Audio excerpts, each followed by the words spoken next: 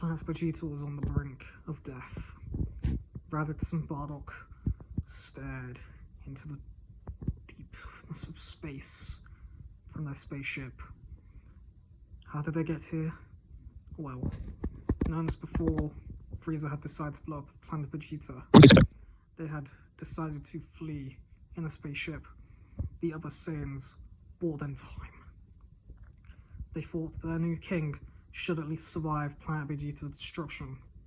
However, they wouldn't escape so easily under the radar.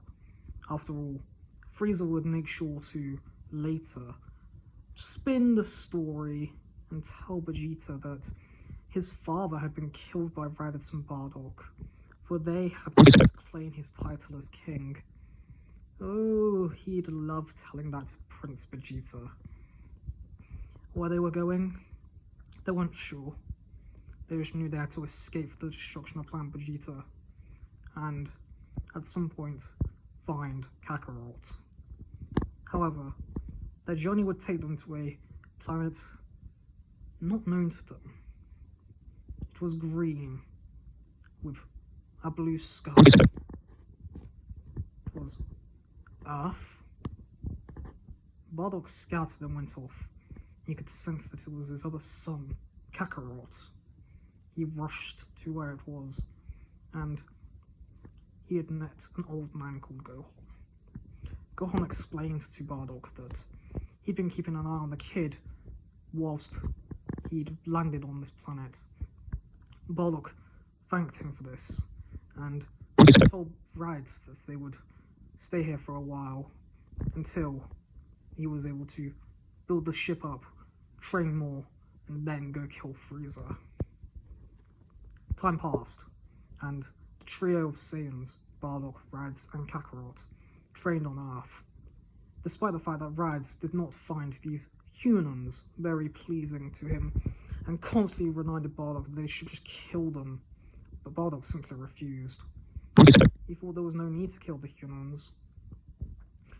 They trained and trained, until eventually, Bardock thought they were ready. The ship was ready to go, and with a few senzu beans, Kakarot, Bardock, and Raditz climbed onto the spaceship. However, they did not exactly know where Frieza would be, and they had to remind themselves that the prince would still be alive, as well as his servant, Nappa. And Bardock would know that Frieza would have probably told Vegeta that it was him and Raditz who probably killed his father. So, they decided to go to a planet that was in the Frieza Force's databases. The planet was called Raditz. This was a planet that had weird creatures that Bardock knew about. Very similar to the planet Serial, before that had also been destroyed years ago. They landed on the planet, and they went to a leader called Babara, who taught them everything that he knew, and they learned very many different techniques, as well as how to teleport themselves anywhere they wanted.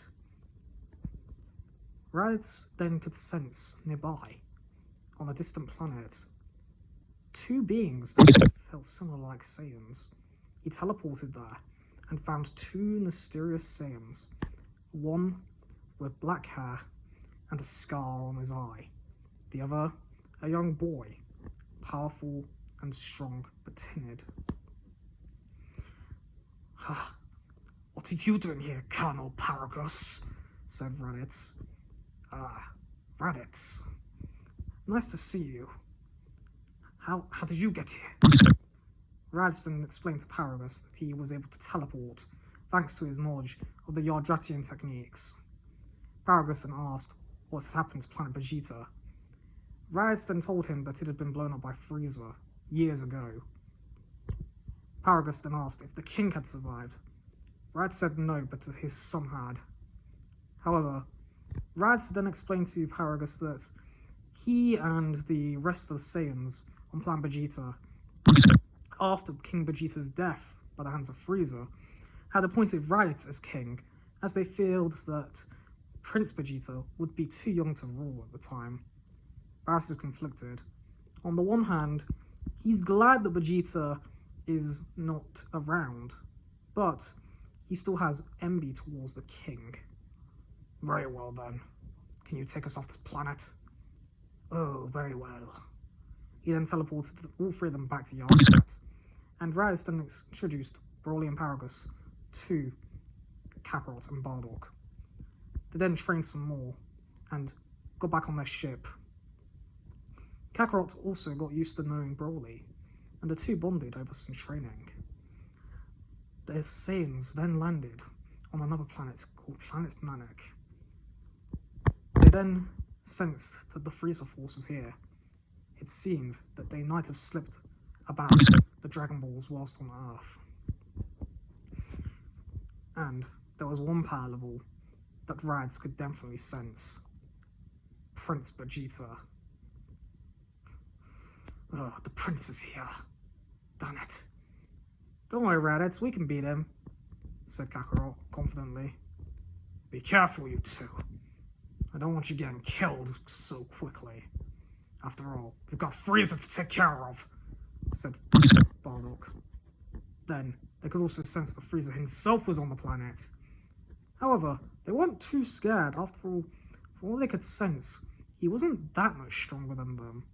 And after all, Kakarot had been saving something.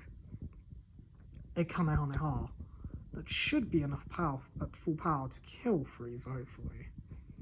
But they can't take any chances, and they go around and try and take care of Frieza's forces one by one. They ought to do so until they are sensed by a scouter by Prince Vegeta himself. Huh, I thought I'd never sense that being on this planet again. Huh, if it isn't that weakling. He's got some nerve taking my crown for himself. I'll make him pay for what he did. Killing my father. Vegeta, what's the scout say about Raditz's power level? It can't be that much different when we last met him. Vegeta checked the scouter and was sure what he said. It's nearly as strong as Frieza's! What? He then snatched his scouter. It's gotta be broken, right, Nappa. Don't worry. Very well then, let's go! The two then met with Raditz and stared him directly in the face. Vegeta said, very angrily, but very calmly as well. Snug, knowing that his power level is stronger than Raditz, or at least he thinks it is. Well, well. Greetings, your majesty. It's nice to you have nicked my title. However, I shall kill you and get revenge for what you did to my father. And that, guys, is where we shall leave part 2 of what would happen if Raditz was king of the Saiyans.